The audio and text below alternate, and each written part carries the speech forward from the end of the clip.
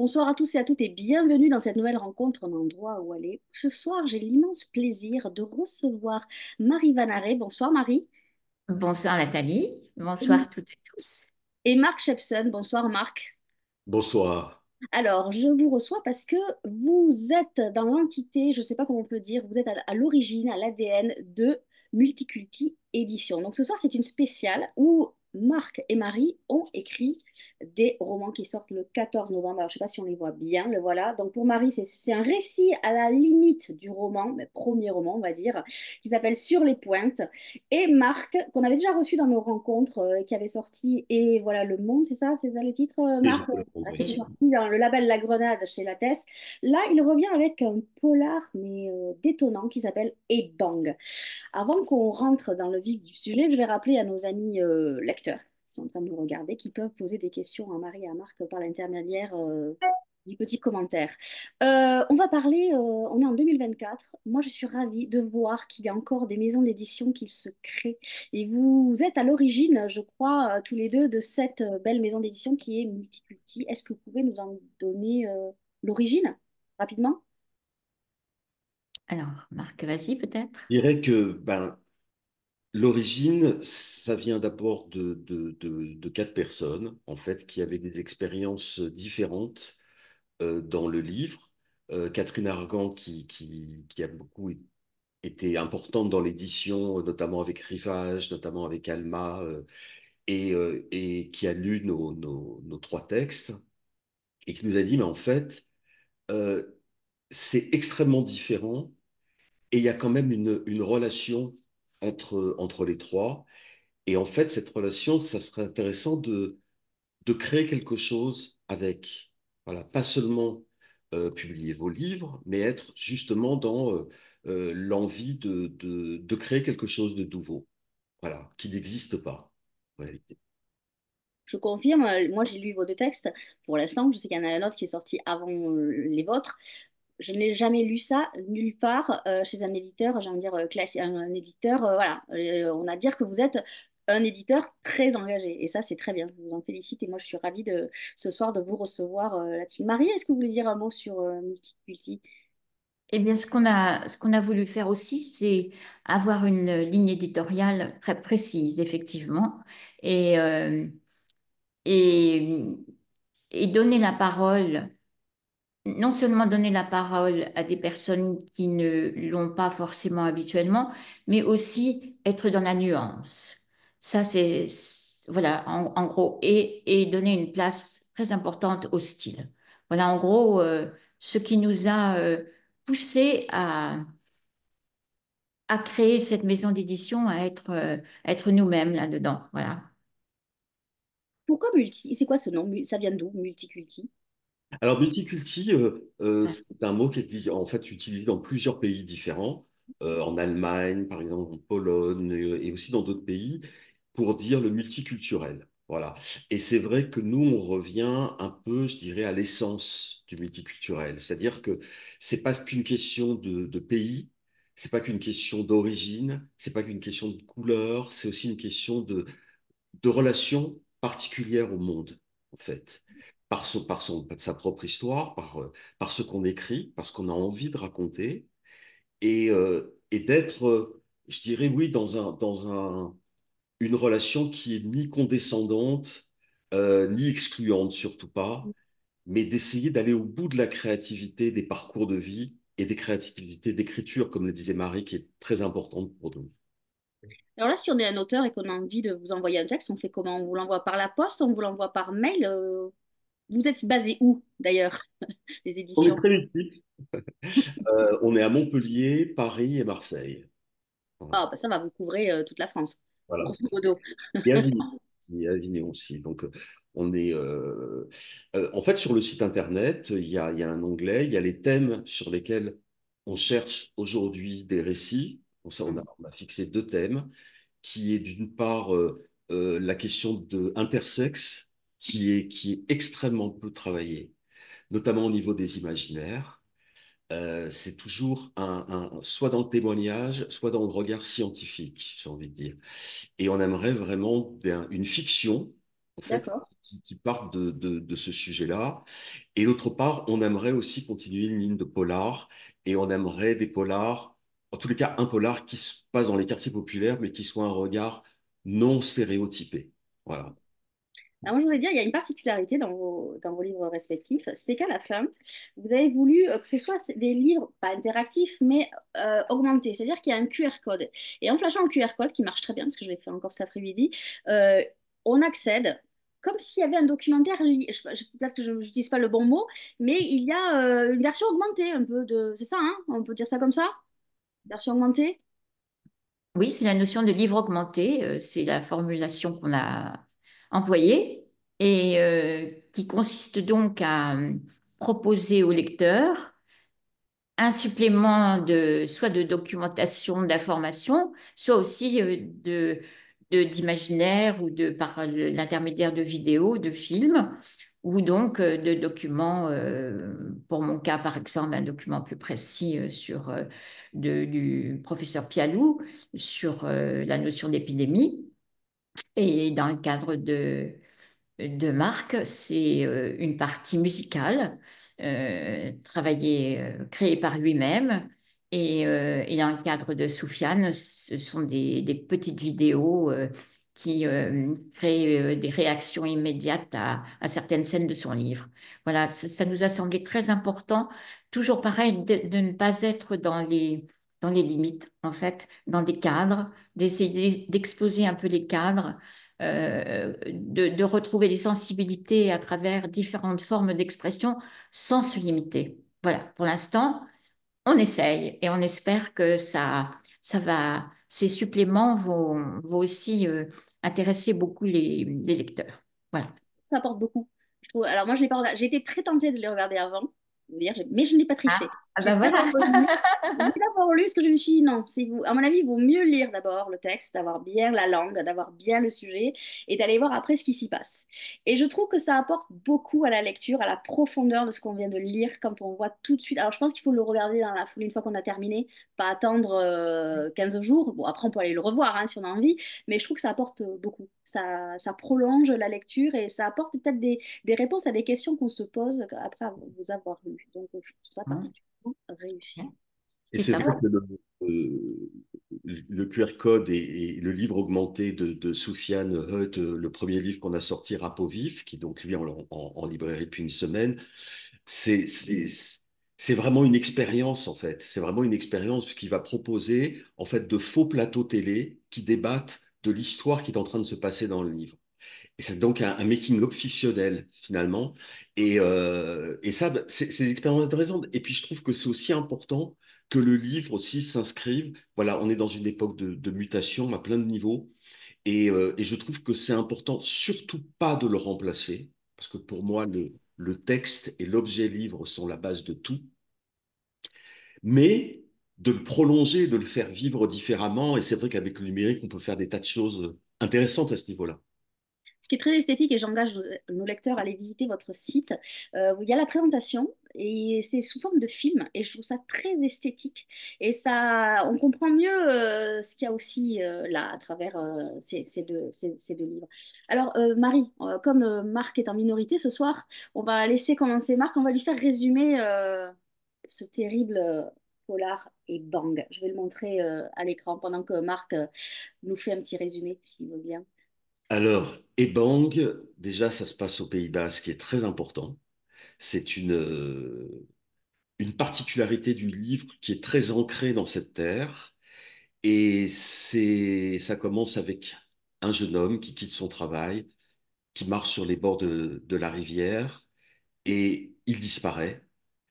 Et c'est un jeune homme noir qui disparaît, et c'est un élément très important pour toute l'histoire du livre. Et à partir de là, se greffent des personnages, je dirais, qui sont quasiment aux antipodes les uns des autres. Il y a notamment trois jeunes de 20 ans qui sont des fils de paysans, qui se sentent grandir en fait à la périphérie du monde. Il y a Jeanne Labrume qui est une femme de pouvoir. Il y a un prêtre qui accueille les pèlerins pour le pèlerinage Saint-Jacques de Compostelle. Et puis il y a Lola Lol, une DJ qui apporte une énergie punk au livre. Donc c'est vraiment la confrontation de tous ces personnages à partir de cette disparition et voilà, jusqu'à la fin. Alors, on va passer à Marie. Parce que en fait, je vous explique, pour ceux qui nous regardent, je veux que Marie et Marc racontent leur livre et après, il y a des ponts. Donc, je vais les interroger tous les deux parce qu'il y a des questions qui se recoupent et après, il y aura des questions plus précises pour les deux, mais c'est bien qu'on ait dès le départ savoir de quoi on parle. Donc, voilà, sur les pointes. Alors, tout à l'heure, j'ai dit que c'était un récit, mais qui est à la limite du roman. Je me trompe, Marie, ou pas? Non, je pense que vous ne vous trompez pas au sens où ce sont aussi des réflexions que quelques lecteurs préalablement ont faites, c'est-à-dire qu'il y a vraiment une histoire et que cette histoire, j'en ai beaucoup travaillé le style et dans tous les personnages, à travers tous les personnages, ils ont vraiment tous un caractère et des... Enfin, c'est surtout le style que j'ai beaucoup travaillé et qui fait que ce récit est pour moi effectivement très proche du roman. Mais moi, j'ai toujours été un peu comme ça dans des genres différents. Je ne sais pas très bien. Et je pense que là, ben, je suis retombée sans le vouloir dans effectivement une sorte de récit, mais qui vraiment est très proche du roman, de par l'écriture notamment. Alors, ça Voilà. raconte quoi sur les pointes? Alors, sur les pointes, c'est l'histoire d'Ella. Ella, quand on la rencontre la première fois, c'est une petite fille de 3 ans qui a été atteinte par l'épidémie de poliomyélite. Le contexte de cette histoire, c'est les années 49-50, donc les années d'après-guerre, qui sont des années de silence. Ce sont des années où on ne dit rien, où il ne faut pas se plaindre, surtout il faut reconstruire.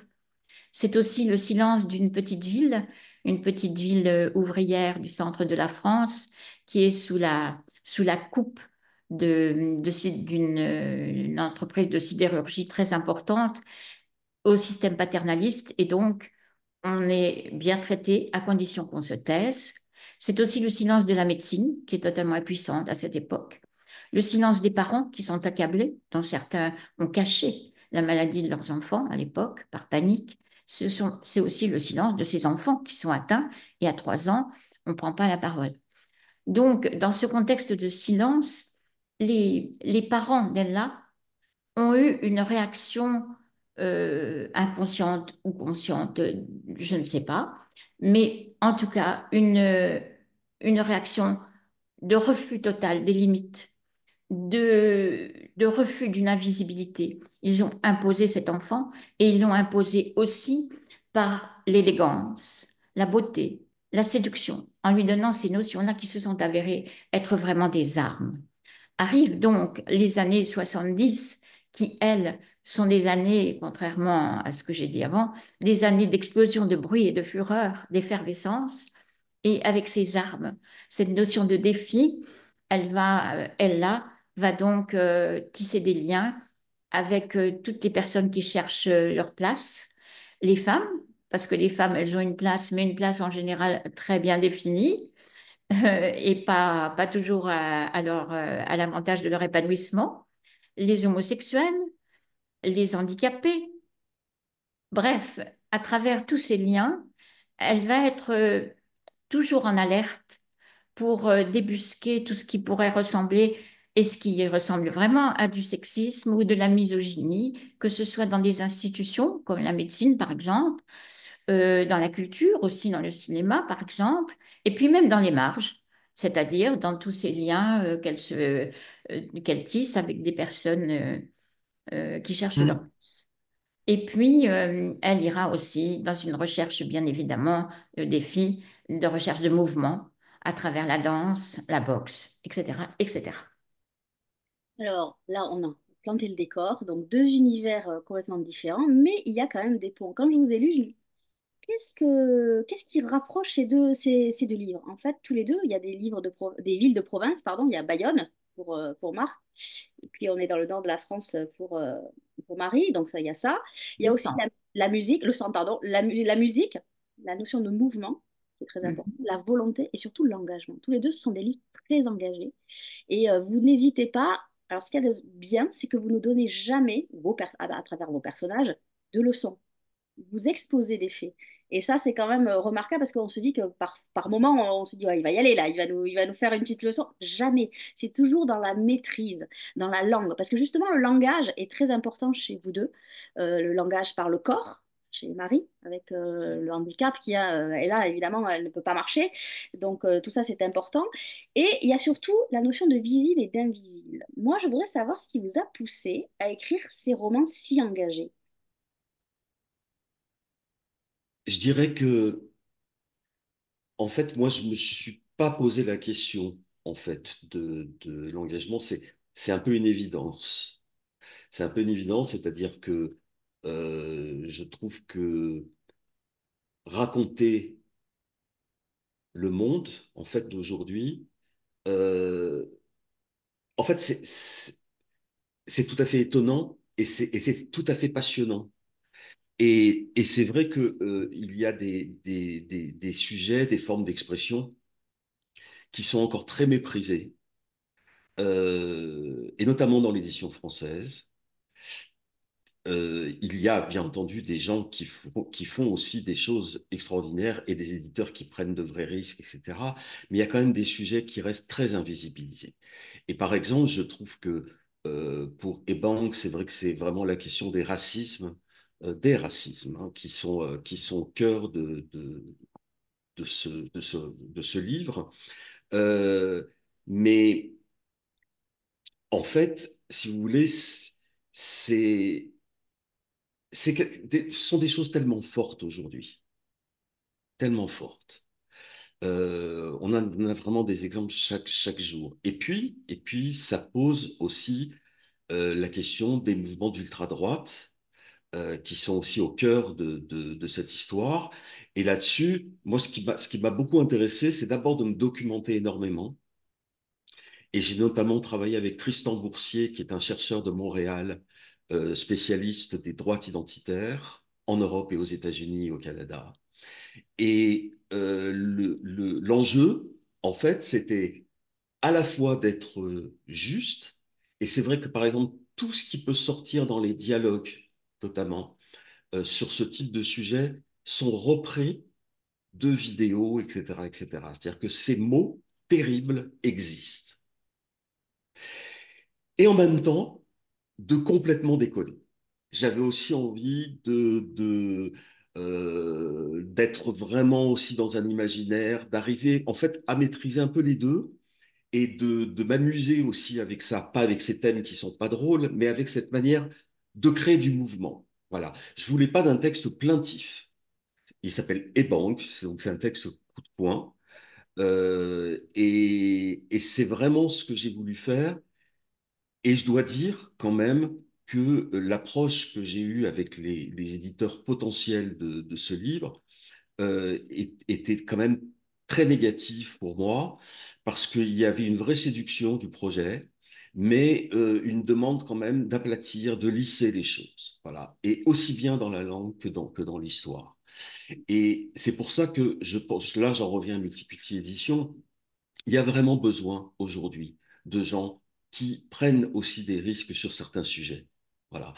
Et, euh, et comme je vous le disais, oui, c'était une évidence. Je me suis pas dit, je vais faire un livre engagé. Mm. J'ai eu envie de raconter cette histoire, de vraiment l'ancrer au Pays Basque, qui est un endroit très fort au niveau et de sa culture et de son Plus atmosphère. au polar aussi, hein. C'est vrai que souvent on a des polars au Pays Basque.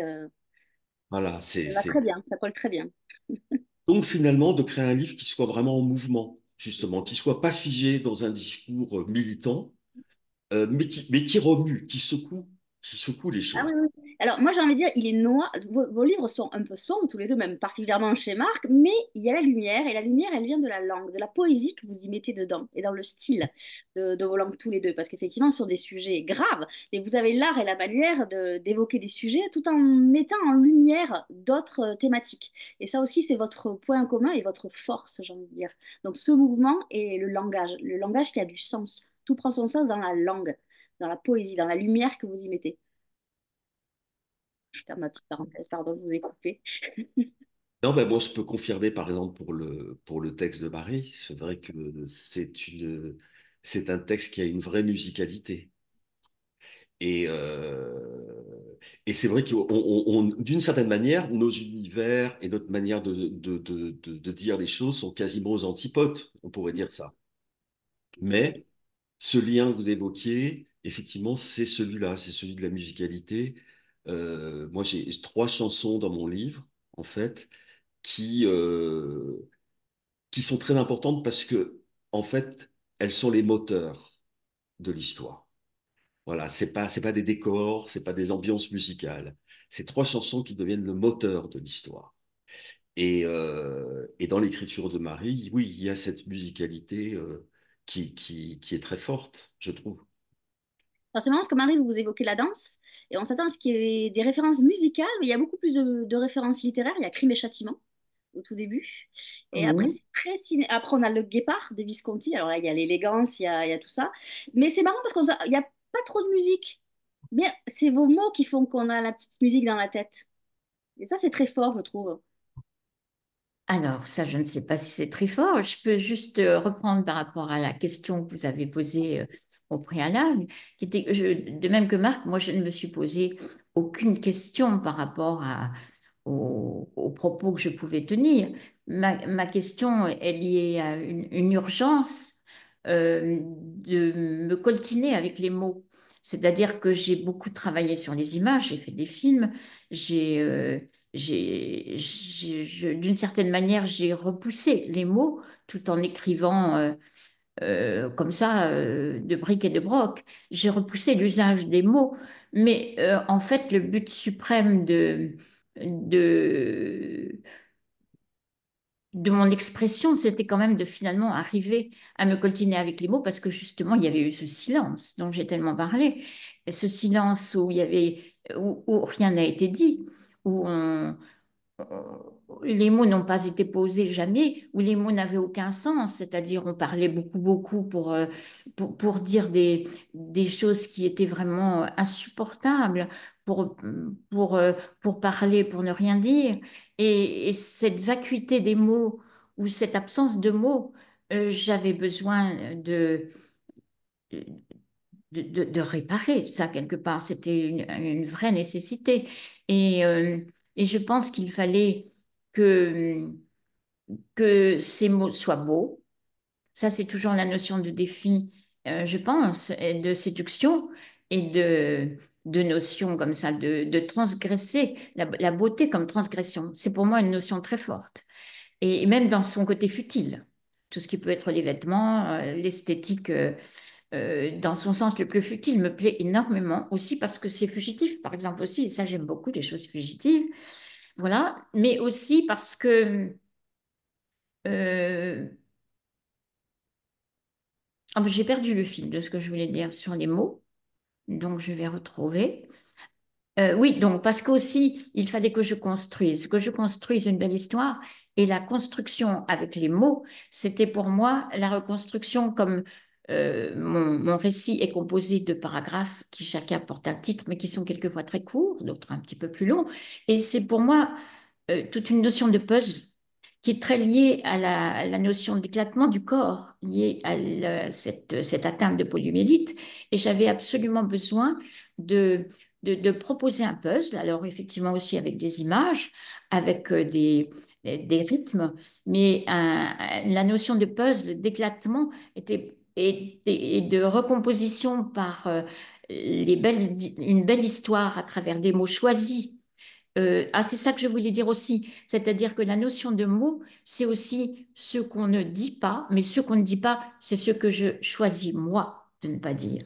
Et je choisis de dire comme je veux le dire. Et ça, voilà, ce jeu avec les mots, pour moi, c'était vraiment une sorte d'aboutissement d'une conquête d'un récit et d'une histoire qui devait être belle et qui est telle que je veux la dire, comme je veux la dire. Et voilà. Donc c'était très important. C'était une conquête pour moi. Voilà, ce livre est une conquête. Voilà. Je voudrais revenir sur le livre de Marc. Marc, donc, vous avez construit un polar donc, où il y a quelqu'un qui disparaît. cet homme, Miguel, il aspire à être libraire dans une librairie Oui, un peu particulière. Donc, il est super libraire et tout, génial. Sauf que là, vous prenez aussi vraiment un engagement, puisque dans sa librairie, il veut consacrer justement, parce qu'il est noir, Miguel, pour donner des petits détails à nos spectateurs. Lui, il va ouvrir un peu un rayon, comme il y a des librairies spécialisées, lui, il veut donner de la place à la culture noire, au texte, machin. Bon, malheureusement, il va disparaître avant. Et après, en parallèle, il y a des jeunes. Déjà, dans votre précédent roman, il y avait une histoire avec un ado. Et là, il y a trois jeunes qui sont blancs, mais qui sont très inspirés par la musique noire. Donc ça, c'est assez détonnant. Moi, j'étais ravie de retrouver des références musicales qui m'ont parlé. Alors ça, c'est il y a la vieille qui parle. Siouxsie and the Banshees, moi j'adore. Après, il y a Cher, tout ça. Et alors, on se dit, bon, bah, où est-ce qu'il va aller avec tout ça? Et effectivement, on prend une claque parce que, il y a ce petit commissaire, quoi petit, je sais pas pourquoi je dis petit commissaire, ce commissaire qui est très déroutant. Donc vous avez des personnages qui nous envoient sur des... Je pense que vous êtes amusés un petit peu avec nous, avec le lecteur, mais on prend une claque parce que on arrive sur un dénouement, donc je n'en parlerai pas, qui là est terrible et on s'attend pas du tout à voir ce final. Comment on construit... Quelles idées là vous êtes paru là. C'est d'après une histoire vraie ou pas? Pas du tout. non, ce n'est pas d'après une histoire vraie. Par contre, il y a plusieurs éléments, y compris dans le contexte du Pays Basque, qui sont eux tout à fait justes, et notamment, par exemple, sur la création de la chanson de Roland, Mhm. voilà, que tout le monde connaît. Il s'avère que en fait, l'interprétation qui avait été donnée, qui avait été racontée à l'époque, était une bataille de civilisation, puisque les Basques auraient repoussé les Sarrasins. Et aujourd'hui, tous les historiens sérieux s'accordent pour dire que, en réalité, les Basques ont repoussé d'autres milices, mais qui n'avaient rien à voir avec les Sarrasins. Et ça, c'est quand même, euh, ça m'a plu aussi de jouer, y compris avec ces chansons-là, justement. Ce qu'elle raconte aussi, comment une création, en fait, peut arriver pour conforter un récit à un certain moment. Il y avait besoin de ce récit-là, etc. Et c'est vrai que sur tous ces personnages, ces trois jeunes blancs, effectivement, qui ont grandi avec le rap américain, noir américain, c'était leur ailleurs, quoi. C'était leur ailleurs, c'était leur manière de se reconnecter au monde. Donc c'est quelque chose de fondamental pour eux. Fondamental. Ça fait vraiment partie de leur construction. En fait, sans ça, je sais pas ce qui serait. Peut-être qu'il serait rien. Vous voyez. C'est, et ce commissaire, je ne vais pas raconter comment, mais en fait, on ressent, j'espère, en tous les cas, on découvre petit à petit qu'il a lui-même une histoire très dure avec l'expérience du racisme à travers sa grand-mère. Et j'ai voulu vraiment que ce sujet-là soit abordé, surtout pas d'une manière moraliste ou etc., mais d'essayer en fait de comprendre ce qui secoue les gens de l'intérieur et comment en fait on arrive à des choses pareilles. Mais comme je vous disais tout à l'heure, j'ai voulu aussi beaucoup m'amuser. Moi, je suis un fan de Rouletabille, Fantomas, j'adore, Ça sent. complètement fan de tout ça. Et j'ai voulu, en fait, à un certain moment, je dirais à mi-parcours quasiment du livre, que aussi on bascule dans quelque chose qui pourrait être aussi complètement improbable, quoi. Complètement, il y a un côté un peu pied-nickelé aussi dans leur manière Mais voilà, c'est aussi une manière pour moi de raconter ce monde et de montrer que, en fait, parler de ces sujets, c'est aussi une matière à rêver, à créer, à... Voilà, c'est pas enfermant, c'est porteur en réalité. Est-ce que là, vous venez d'employer le mot de rêve, est-ce que chez vous deux, il n'y aurait pas un peu côté le rêve et la tragédie de l'autre? Quelque part, on rêve, les trois jeunes, ils rêvent de monter un groupe, de casser la baraque, j'ai envie de dire. Et chez Marie, bah, elle a envie, elle a aussi, elle a des rêves, mais derrière, il y a la maladie qui vient. Tout à l'heure, Marc a dit que sans la musique, ces trois jeunes n'auraient rien été. Est-ce que Ella, sans le lien qu'elle a eu avec Pierre et Gabriel, elle n'aurait pas dévié sur autre chose? Parce que c'est aussi l'importance dans vos livres, ce sont les liens avec les autres, les intergénérations aussi, quelque part. Ben, c'est sûr que sans cette explosion totalement folle des années 70, ça c'est peut-être, je ne sais pas, un intérêt du livre pour les personnes qui ne l'ont pas vécu et pour celles qui l'ont vécu. C'est que c'était tout de même une époque où il y a eu une explosion de, je sais, d'une sorte de folie, mais en même temps complètement une rébellion par rapport à un ordre établi qui était un ordre en noir et blanc, comme par exemple la télévision. La télévision était en noir et blanc. Et, euh, et c'est tout d'un coup cette explosion qui a touché des aspects culturels, des aspects qui étaient vraiment une révolution culturelle en fait, quelque part, et qui a tellement bousculé tout ce qui était des normes, qui était une évidence avant. Je pense que c'est arrivé totalement à point pour mon personnage et qu'elle était sans doute totalement mûre pour...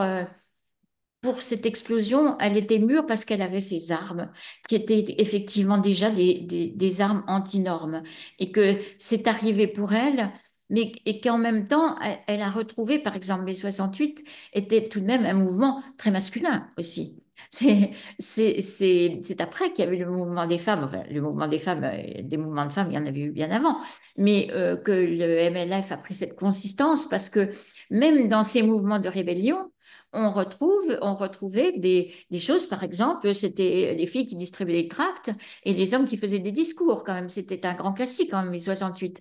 Et il y avait là à la fois une occasion d'explosion, et puis en même temps, à travers cette explosion, il y avait encore la place pour les personnes qui cherchaient un ailleurs, qui étaient quelque part ailleurs. Il y avait encore une place pour contester. Et ça, c'est merveilleux parce que c'était vraiment une situation d'ouverture comme rarement on a l'occasion d'en vivre. Et je pense qu'effectivement, ça, c'est une grande chance pour quelqu'un, une grande chance que personnellement, je souhaite à tout le monde, que d'avoir des situations euh, dans sa vie qui peuvent être d'une situation d'explosion comme 68 ou d'autres. Par le biais de rencontres, effectivement, de rencontres qui nous amènent dans un ailleurs. Je pense que ça, dans la vie d'une personne, c'est irremplaçable, quelque part, qu'il faut chercher son ouverture vers un ailleurs, que ce soit à travers des voyages, à travers des rencontres avec des personnes, à travers des situations d'époque, et que rencontrer un ailleurs, c'est une merveille, quoi. Je le souhaite à tout le monde de chercher son ailleurs et de se le créer. Voilà. Alors, d'un côté, on a un peu la quête de justice chez Marc et j'ai envie de dire un peu la quête identitaire chez vous, Marie. Parce Ouais. qu'effectivement, elle a envie, par ses silences, elle a envie d'exister par elle-même, pas à travers tout ce qu'on lui a éteint dès elle a été petite. Moi, j'ai une question encore à vous poser tous les deux qui est très importante. Quel rôle joue la littérature ou est-ce qu'elle joue un rôle dans la compréhension des dynamiques invisibles de la société? Quoi, quel rôle la littérature peut-elle jouer, surtout dans la compréhension des dynamiques invisibles de la société? Ben, je crois elle crée par exemple des espaces où si on arrive en fait à faire partager un imaginaire, à le vivre ensemble, c'est quand même une manière aussi justement de faire un pas de côté quelque part. Je trouve que la littérature, pour moi, c'est quelque chose qui doit quand même aussi bouleverser les perceptions du monde. Bouleverser le monde, c'est compliqué, mais au moins bouleverser les perceptions et la manière de s'inscrire dedans. Et je crois que ouais, il y a vraiment des livres qui ont été très importants. Et en plus, ce que je pense aussi, c'est que moi, ce que j'aime beaucoup avec la littérature, c'est que on peut s'identifier, en fait, à des personnages qui sont extrêmement loin de vous et quelque part, ils sont aussi à l'intérieur de vous. Et ça, je trouve que c'est une expérience, en fait, qui est quand même très, très particulière. Moi, un des livres, c'est pas celui que je citerai, mais auquel je me suis totalement identifié, c'est un livre de Tanizaki qui s'appelle Les Quatre Sœurs, qui se passe au Japon dans les années 50. Donc, c'est l'histoire de quatre femmes au Japon, dans les années 50, où je n'étais même pas né. Et euh, j'ai eu toujours le sentiment que ce livre me parlait de moi. C'est quand même extraordinaire. Et ça, je trouve que pour moi, c'est un truc qu'on trouve notamment, ouais, avec la littérature. Marie? Euh, eh bien, la spécificité du livre, quand même, par rapport à, surtout actuellement, où où il y a une notion de temps qui s'accélère. Je veux dire, tout va très rapidement. Même quand on regarde les films, par exemple, le temps d'un film actuel, ça n'a rien à voir avec le temps d'un film il y a 10 ans, même seulement. La rythmique de montage n'est pas du tout la même. Peut-être que le livre aura cette spécificité de faire qu'on peut prendre le temps qu'on veut à travers la lecture d'un livre. On peut le lire très vite, on peut le relire, on peut prendre vraiment son temps, peut-être par rapport à la spécificité du livre, puisque c'est là-dessus que porte votre question. Je pense que actuellement, où le temps s'accélère, où on vit vraiment avec des messages de 3 mots, etc., peut-être le livre a toute sa place pour ça, parce qu'il permet de se poser comme on veut et sur ses pages, sur ses mots. Et peut-être que c'est intéressant dans toute la panoplie de tout ce qui nous est proposé d'avoir ce temps euh, personnel de trouver son rythme à travers ce qu'on lit, par exemple. Alors, remarque que lui, page 152, il s'est fait un peu comme Hitchcock, il s'est fait un hommage à lui-même. Ça m'a beaucoup fait rire. Non? Et il fait un clin d'œil à son premier roman, comme ça, en passant. Allez hop, et je veux le monde. Donc on le rappelle qu'il est sorti. Il est au livre de poche, hein, Ouais. pour ceux qui ne l'ont pas lu, allez le lire parce que là, on passe. C'est quoi, deux univers différents. Moi, quand je vous ai lu, Marc, je me suis dit, mais mince, s'il faut, à 2 pas de chez moi, j'ai des gens comme ça. En fait, on s'est posé, on se pose, même Marie, on se dit, bon, bah voilà, alors c'est plus terrible, c'est plus tragique parce que c'est un polar, Marie, donc vous connaissez la fin du livre de Marc, donc vous comprenez ce que je suis en train de dire. Mais c'est terrible. En fait, on se pose, chez les deux, on se pose des questions une fois qu'on a. C'est ça qui est intéressant, c'est que quand on vous lit, on se pose plein de questions, on le ramène un peu à nous, même si on n'a tué personne, si voilà. Mais c'est terrible et on se dit, mais la vache, mais si j'ai ça à côté de chez moi, mais qu'est-ce que je fais? Donc c'est ça qui est intéressant, c'est que vous posez des choses. Vous ne donnez jamais de leçons, ni chez l'un ni chez l'autre, mais vous dites les choses comme il faut les dire. Donc là, il y a une question de racisme en haut chez Marc, et après, il y a la notion de handicap chez Marie, tout ce que les silences, tout ce qui est après les sujets autour de l'homosexualité, puisqu'il est aussi question de sida, puisqu'il y a un des deux qui va décéder du sida. Il y a tout ça qui est très bien mené. Donc moi, je trouve que ces deux livres, on prend. Moi, j'ai jamais vu ça nulle part chez des éditeurs entre guillemets classiques. Je savais pas du tout ce que j'allais lire. Bon, j'avais déjà lu Marc, enfin, parce que vous, Marie, c'est votre premier, mais je me suis dit, ah là, ça lui va bien ce style, Marc, là, il faut qu'il continue, là, vous m'avez surpris, Marc, vraiment, vous m'avez beaucoup surpris, mais dans le bon sens du terme, hein, bien sûr. Alors, Oui, pendant que vous discutez, il y a des questions qui sont arrivées pour vous deux. Alors, il y a Laurence qui voudrait savoir s'il y a des auteurs particuliers qui vous ont inspiré dans la rédaction de vos livres. Alors, je rappelle que Marie est prime romancière, mais elle a quand même, elle a fait des Vous êtes scénariste à la base, hein, c'est ça, Marie, je ne me trompe pas?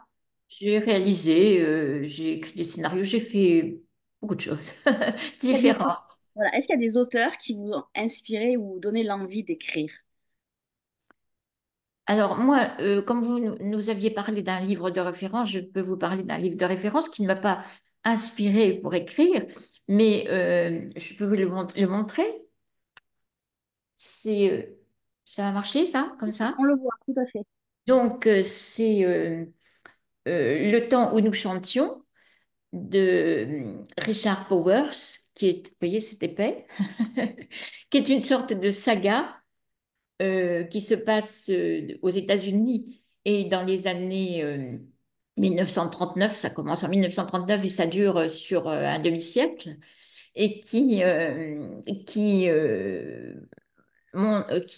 part sur l'histoire d'un couple, donc une jeune femme qui est noire et un homme qui est juif allemand qui a fui le nazisme. Et, euh, et il y a dans ce livre, je trouve donc, ils ont trois enfants, donc ce sont des trois enfants métis. Ce livre est traversé, alors pour le coup, complètement irrigué par la musique parce ils chantent et ils font de la musique, enfin, elle surtout. Et dans cette saga, on- je me suis identifiée, mais comme rarement, alors qu'il s'agit directement, pas de mon cas, mais il y a notamment une phrase que j'aurais beaucoup aimé écrire qui est dès que nous fûmes quelque chose, cela fut une infraction. Voilà, Très belle j'ai phrase. beaucoup aimé cette phrase, Très l'écrire belle. moi-même. Voilà, Marc, il y a des j'ai auteurs que répondu. oui, Oui, tout à fait, très bien répondu. spécifiquement sur ce livre-là, sur Ebang, il y a d'une part le livre de Ira Levin, Un bébé pour Rosemary, Rosemary's Baby. Ce qui m'a beaucoup intéressé dans ce livre, c'est la manière, ça raconte une histoire de sorciers, en fait, mais en fait, il banalise complètement les sorciers. Il en fait vraiment votre voisin, etc. Et je trouve que c'est vraiment ce qui donne la force de ces personnages, c'est leur côté à la fois extrême, totalement extrême, et à la fois totalement banal. Voilà. Donc ça, c'est quelque chose qui m'a inspiré pour le traitement de mes personnages. Et puis, dans un tout autre style, il y a Les liaisons dangereuses. Ah oui. J'ai lu, relu à nouveau avant d'écrire, parce que je trouve que il y a une telle construction et c'est tellement implacable sur la perversité des rapports humains que oui, c'est carrément un modèle, je trouve, pour quand on rentre dans ce type d'histoire. Alors, il y a une autre question à vous deux qui est posée par Arnaud. Avez-vous cherché à apporter un espoir, une prise de conscience ou à encourager une réflexion spécifique? Je pense qu'il vous a lu. Marie, Oh ben, il faut que je réfléchisse là. Je me suis pas posé la On a question. toujours des questions du Ah, bac hein, dans les rencontres, il faut se le non, dire. mais c'est toujours, j'en viens toujours à la. J'ai voulu raconter une belle histoire. Voilà. Je crois que c'est. Je n'ai rien d'autre à dire, quoi. J'ai rien d'autre à dire. J'ai juste voulu ça. Et c'est réussi, hein, je vous confirme. Vous avez écrit une belle histoire. Marc? ben oui, je trouve que pour moi, c'était par exemple important qu'il y ait des personnages extrêmement lumineux. Il y en a plusieurs et qui portent une énergie. Le commissaire dit d'eux d'ailleurs à un certain moment, en fait, le commissaire devrait alerter toute la hiérarchie, voilà, parce que vu ce qui se passe, c'est quand même assez terrible. Et lui, il sent que ces jeunes-là vont résoudre cette histoire parce que eux ont la rage en eux. Et donc, il faut que ça s'arrête. Il faut que ça s'arrête.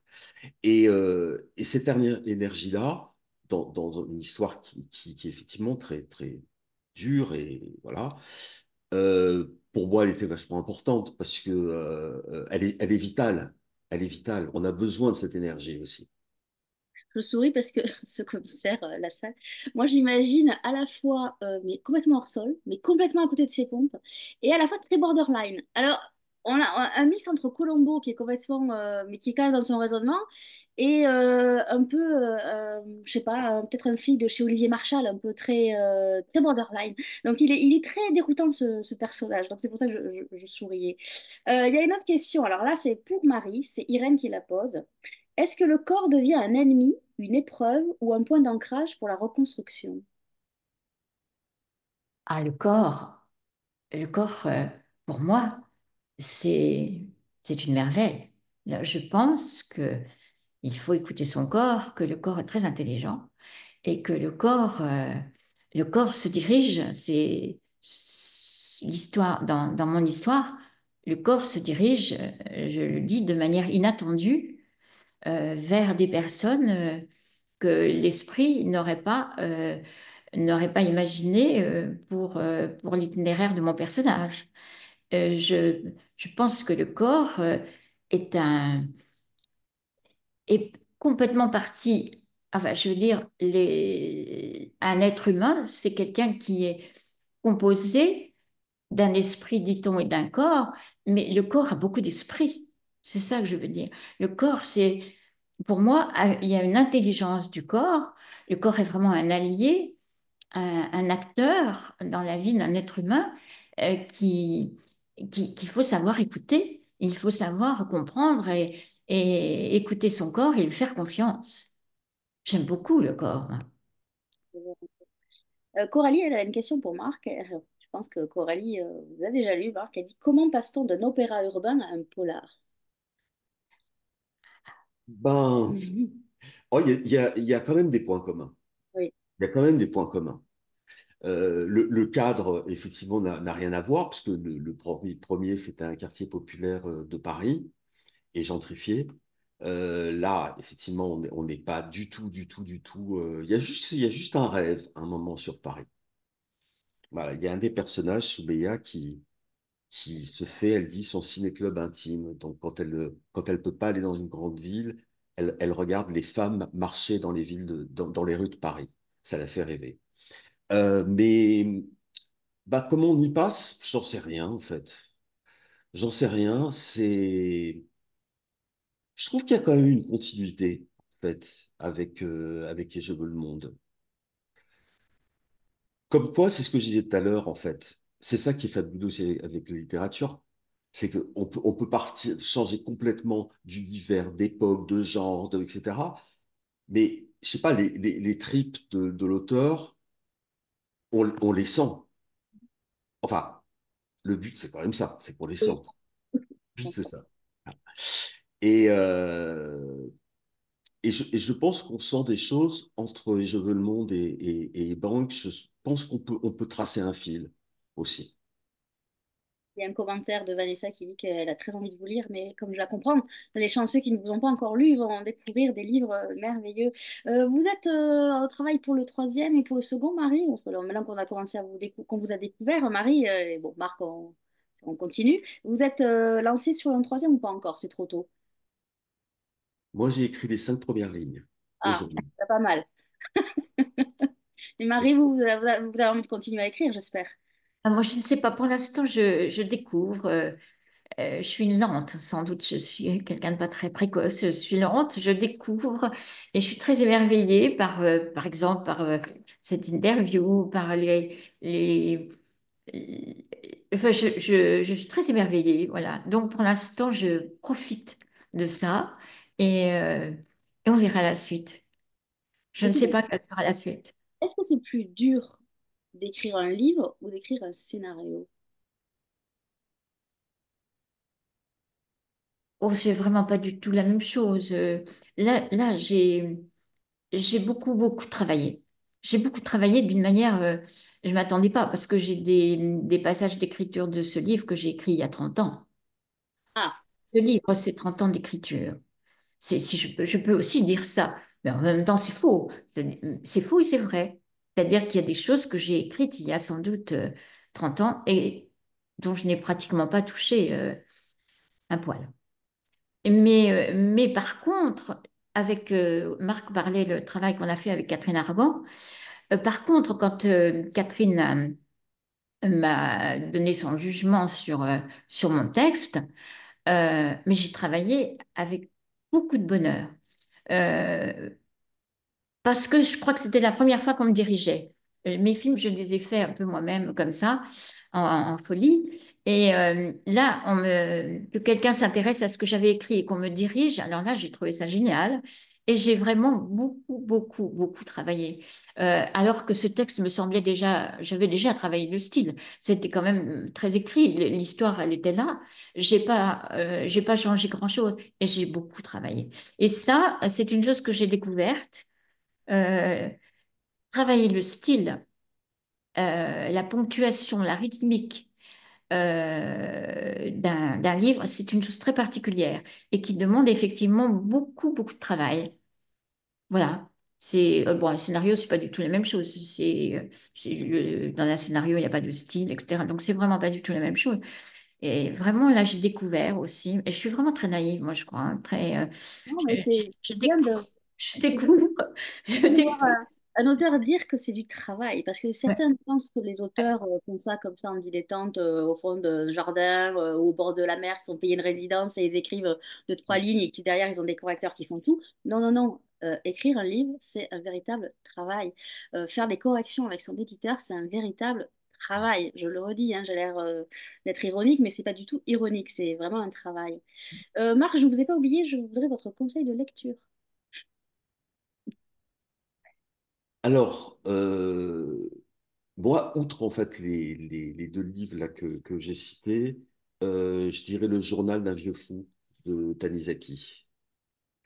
Euh, Pourquoi un conseil de lecture? Parce que c'est une fois de plus une histoire assez hallucinante, puisque c'est l'histoire d'un vieux monsieur qui est séduit par les pieds de sa belle-fille.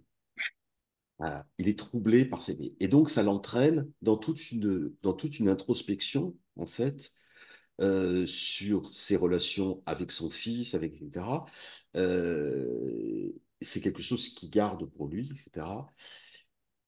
Mais ce qui est incroyable, c'est que, en fait, une fois de plus, on a vraiment l'impression qu'il vous parle de choses qui vous sont intimes, alors que, par exemple, dans ce cas-là, c'est une question d'une forme de fétichisme, etc. Et oui, voilà, ce sont des choses que je connais pas du tout. Et ben, ça emmène dans cette histoire et ça devient un peu comme un miroir au bout d'un moment. Et ça, je trouve ça absolument extraordinaire. Et puis, Vous êtes tombé par hasard sur ce livre ou on vous l'avait conseillé? Le journal d'un vieux fou, en fait, j'ai lu tous les livres de Tanizaki. Je ne sais pas D'accord, par lequel j'ai commencé, mais enfin, pas tout, mais tout ce qui est traduit en français. d'accord. Donc, je crois qu'il n'y a aucune traduction et je citais quatre sœurs tout à l'heure, pareil, quoi. Je veux dire, cette manière, moi, d'avoir le sentiment d'être une femme japonaise dans les années 50 qui vit des rendez-vous arrangés pour faire un mariage arrangé, je veux dire, c'est quand même assez extraordinaire que je puisse, pas que ça me séduise ou m'intéresse, mais que je m'identifie à cette femme. C'est ça qui est complètement dingue, quoi. C'est la magie de la littérature, Marc. Ah, ça, mais ça, pour moi, c'est magnifique. Il y en a qui s'identifient à Dracula, hein. Il y en a qui s'identifient Hmm. à n'importe quel Ah, non. personnage. Donc, ça c'est sûr. En tout cas, moi, mes conseils de lecture, les voilà. Donc, il y a sur les points. Donc, ça sort le 14 novembre. Il y a eu un petit peu de retard à l'allumage, mais ils seront en librairie. Ils sont très, très beaux. Il est rose, je ne sais pas si on le voit bien.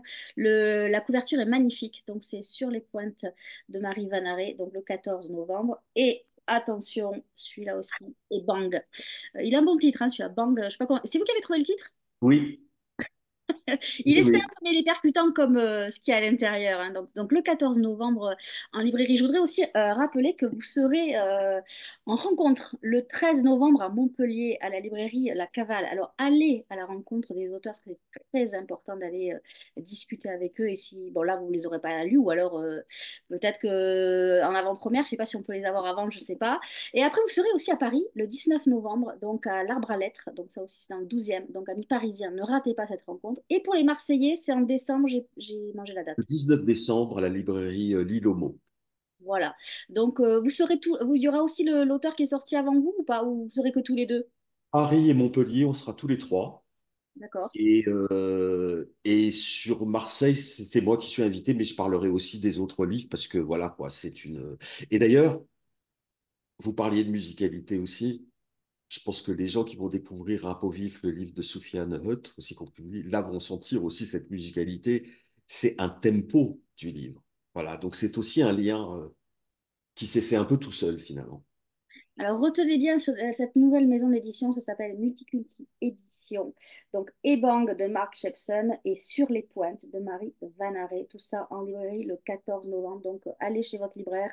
Vous pouvez dès le réserver, dès ce soir aussi, si vous voulez, sur toutes les plateformes des librairies indépendantes. Nous, on se retrouvera le 19 novembre. On partira dans le monde du polar et dans un sous-marin, mais je vous en dis pas plus. Je vous laisse un peu de suspense. Moi aussi, je vais faire dans le suspense, Marc, je sens. Mais j'espère que Marc, on vous verra sur un livre sur le Japon, puisque vous aimez tant la littérature japonaise. Ah ben, on verra bien, c'est pas impossible. Marie, on vous souhaite tout le meilleur pour Sur les pointes. Bienvenue dans ce que j'appelle l'aquarium littéraire. Vous comprendrez pourquoi je dis aquarium, ou Marc vous expliquera. Mais en tout cas, bienvenue, et puis j'espère qu'on aura l'occasion de vous relire prochainement.